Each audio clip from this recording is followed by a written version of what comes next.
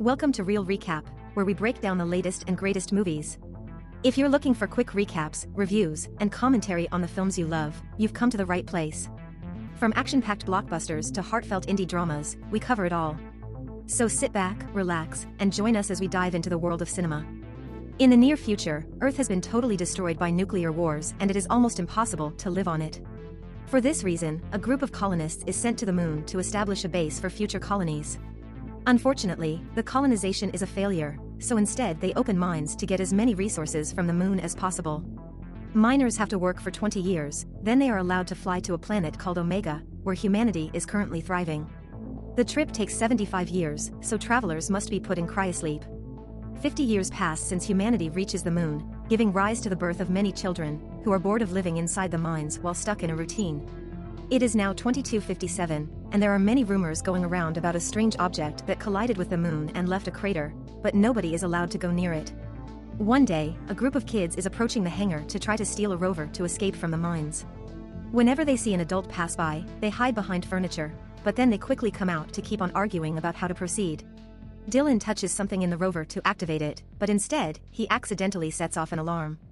While everyone argues, Caleb looks at a little capsule in his hands and thinks about how they got here. It turns out Caleb's father passed away, and since he has no family left because his mother died 7 years ago, he'll be sent to Omega where he'll be adopted by a new family. Thanks to cryosleep, he'll still be a kid when he arrives.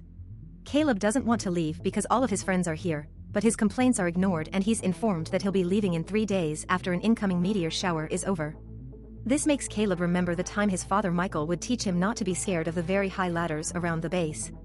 They climb one together, and while watching the sky, Michael tells him about the stars and how family may be gone but still with them in spirit. He also wants Caleb to see the crater before he died. Caleb returns to that spot to relive the memory with pure nostalgia, and he's soon joined by his best friends Dylan, Borny, and Marcus. They get upset to hear Caleb will leave them soon, but they also know about his father's last wish, so Dylan proposes that they have a last adventure together and sneak out of the base to see the crater.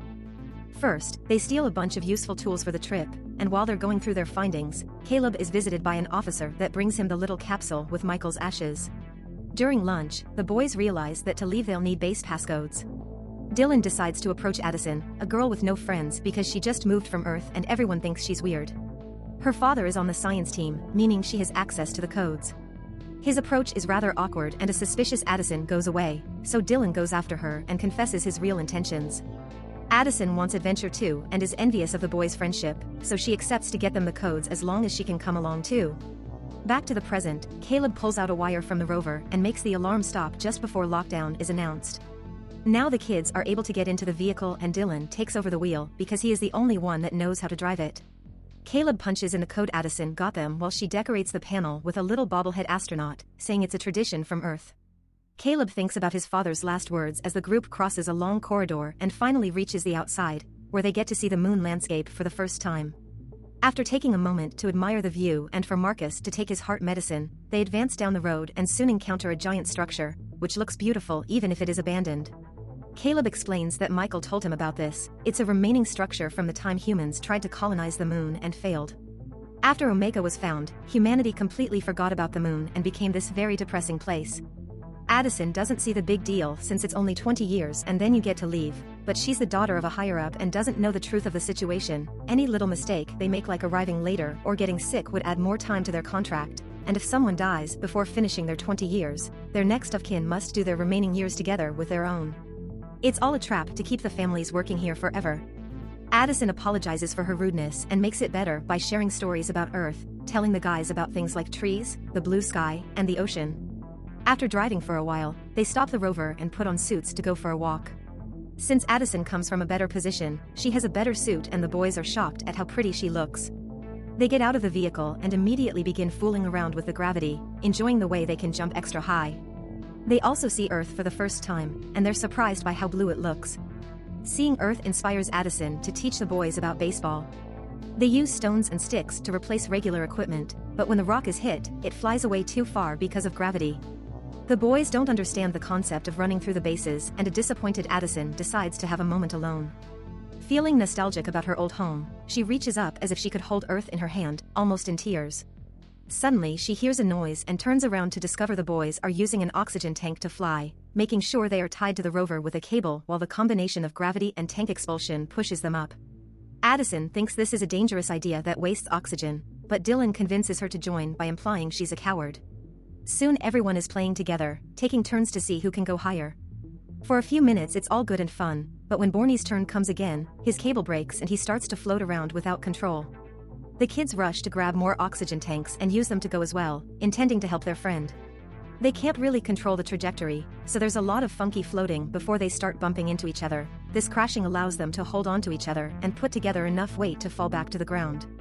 Since they've wasted so much oxygen, they aren't sure they can make it to the crater now, but Caleb points out they could find more at an old outpost from the first settlement. Barney hates the idea because he's heard stories from his brother that said the outpost is full of ghosts. Dylan calls him out and says Borny's brother is a loser, so in return, Borny insults Dylan's family. This triggers a fight that Marcus tries to stop, yet he gets involved instead. In the middle of all the screaming, Caleb yells and reminds them this isn't the way to spend their last days together. The boys apologize to each other and reconcile. When they finally arrive at the outpost, the inside is in total darkness.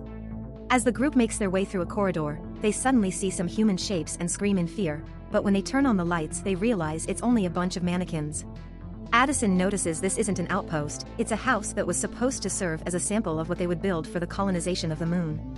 As they look around, Dylan shares with Addison the fact his dad ran away from everything, explaining Borny's comments. Caleb sees a mannequin and can't help thinking of his own father, remembering the time he would share stories about his mom. Eventually, the kids find oxygen tanks and a bunch of food in storage, so they decide to spend the night there. After having a feast, they start a fire and Addison tells them more stories about Earth, like all the cultures and belief systems that were lost. She also confesses that her parents got divorced. Her mother left with her brother to Omega, so they'll be in cryosleep for 75 years and Addison can't talk to her brother anymore. Suddenly music starts playing when Borny presses a mysterious button, and they discover the house is controlled by a main computer, making Caleb realize how unfair it is so many nice things like art were abandoned. Furious hate for the system takes over their mood and now the kids decide to start destroying the house. There is nothing they leave untouched, every object except the main computer is smashed, they jump on the bed to have a pillow fight, and they run through every room in the house without a care. Later when most boys are asleep, Addison is still up, and Caleb joins her. He shares that Dylan is his most important friend because he shared his food when Caleb didn't have any. He also worries about what may happen to Dylan after he's gone. Caleb makes Addison promise that she will be Dylan's friend and support him after Caleb leaves. In the morning, the kids get back on the rover, but after a few hours of driving, the vehicle runs out of battery. While the boys argue about what to do, Addison sends out a distress signal, pointing out they have quite a few hours until a rescue team comes because of the lockdown. This is enough time for them to go to the crater on foot and return to be rescued later. The kids put on the suits again and walk for some time until they finally reach the crater, which is huge. Caleb thinks back about Michael and the fact his father made him promise he'd visit the crater one day, so he hopes he's proud. When they look inside, they're shocked to find a glowing structure surrounded by strange pillars. One of these pillars has a phrase that says the past is never far away. There's also a door on the floor that suddenly opens, and the kids take the stairs into a corridor with breathable air. Eventually, they find a room with only a fake tree in the middle of a black circle and a phrase talking about skies left behind.